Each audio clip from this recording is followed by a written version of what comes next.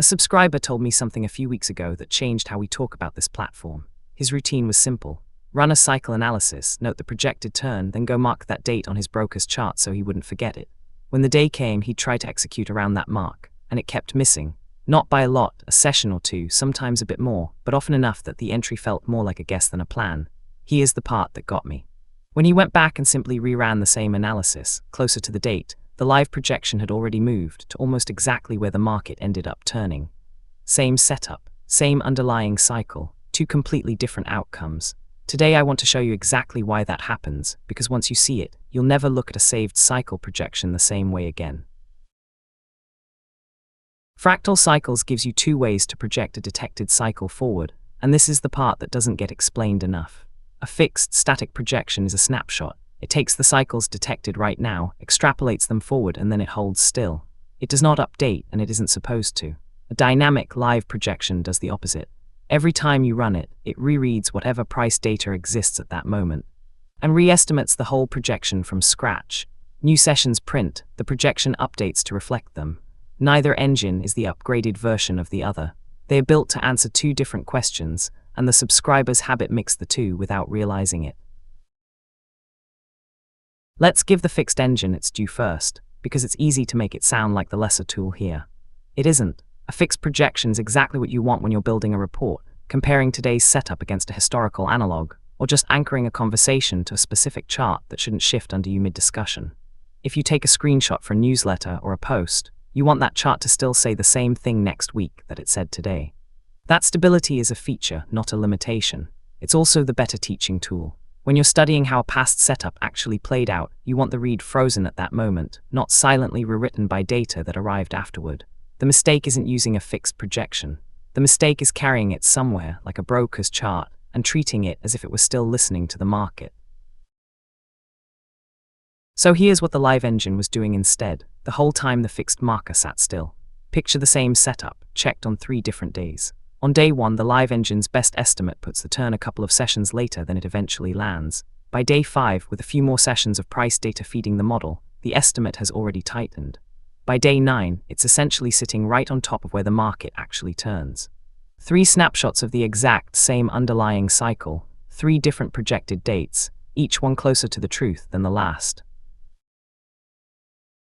Now put the fixed marker back next to that. It was set on day 1 and never touched again. So on day 9, while the live projection has converged on the actual turn, the fixed marker is still sitting exactly where it was placed 9 sessions earlier, now visibly off from both the live projection and reality.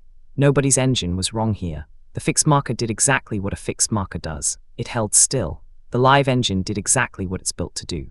It kept listening. The only mistake was expecting the first one to behave like the second.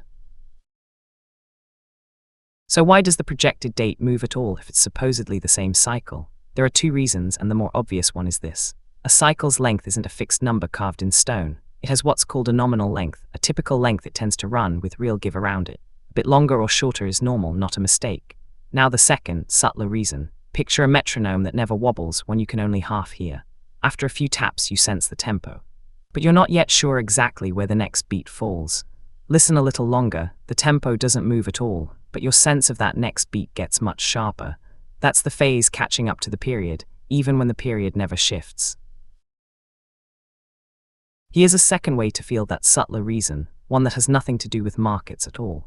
Picture waiting for a friend who's driving over and their map app gives you an ETA. 2 hours away, it might say somewhere between 6 and 7 o'clock. 10 minutes away, that same app narrows it to a 2-minute window. The distance they still have to travel, the underlying journey didn't change.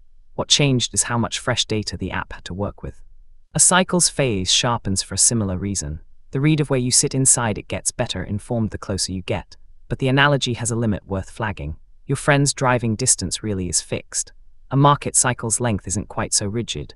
It can genuinely run a little longer or shorter each time around, and that's its own separate reason the date can move.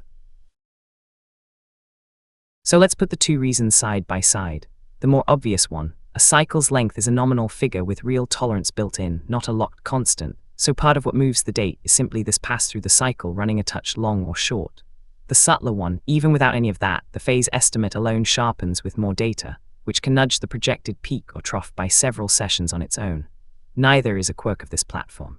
Any tool that estimates where you are inside a repeating pattern, from weather models to tide tables, gets more precise as fresh data arrives, and real-world cycles carry natural variation on top of that.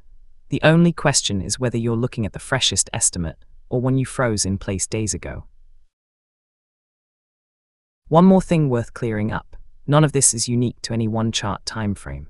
The same fixed versus live gap shows up whether you're looking at a daily chart, an hourly chart, or something even shorter. The only thing that changes is the clock speed. On a daily chart, a phase estimate might sharpen meaningfully over several sessions. On an hourly chart, that same sharpening can happen over just a handful of bars. The mechanism is identical. What changes is simply how often a fixed snapshot starts falling out of date. So how often should you actually rerun an analysis? If you're using the dynamic engine, the honest answer is that it already handles this for you. Every time you run it, it rereads the current data and re-estimates from scratch, so there's no separate habit to build beyond running it when the read actually matters to you. The advice that matters is for the fixed engine. Since it doesn't update on its own, the sane default isn't some fixed schedule. And it definitely isn't every single new bar. Most bars aren't anywhere near a projected turn, so that would just be noise. Instead, increase how often you rerun it as you get closer to the projected turn date. Rarely far out, more often as it approaches, and always again right before you act. Which brings us to a question that matters for anyone who's ever screenshotted an analysis, or saved one of our posts to look at later. Is that saved image still good? Here's the honest rule of thumb. A screenshot travels well when you're using it for context, which part of the cycle you're broadly in, and the cycle length hasn't changed since you took it. It travels badly the moment you use it to time an actual entry or exit. Because a still image can't hear about anything that's happened since it was taken. Think about the difference between two people looking at the exact same screenshot. One is using it to explain, in a group chat, roughly where an instrument sits in its longer rhythm. That's a fine use for a week-old image. Nothing about that claim expires quickly.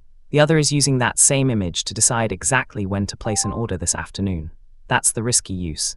Because the one thing neither of them can see in a still picture is everything the market has done since it was taken.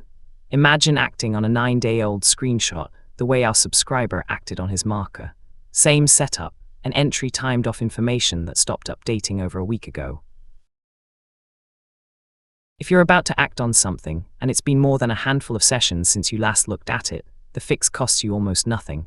Rerun the analysis. It takes about 30 seconds. That's the entire difference between reading the market live and reading a memory of what the market looked like a week ago. 30 seconds against the cost of a mistimed entry is not a close call. So practically, here's how I think about the two modes. Use the fixed projection when you want something stable. A reference chart, historical comparison, a visual for a report that isn't supposed to move between now and next week. Use the dynamic projection and rerun it close to the moment you're actually going to act, whenever timing matters, whenever you're looking at an entry or exit near a projected turn. If you only remember one thing from this video. Remember this, the cycle length is the part that travels well over time. The turn date is the part you should always recheck close to the moment it matters. One honest caveat before we wrap up. None of this makes the dynamic engine infallible. A live projection still carries the same statistical caveats as any cycle work. A validated cycle can still fail. A regime can still shift under a market entirely. This is a structural read of price behavior, not a prediction and not a guarantee. Rerunning the analysis closer to the moment doesn't make the read certain.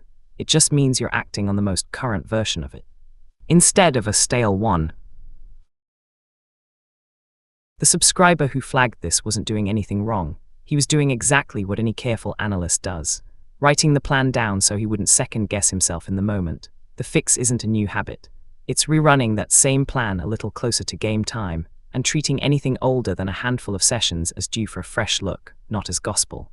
That one small adjustment is the entire difference between what he was seeing and what the live engine had already figured out.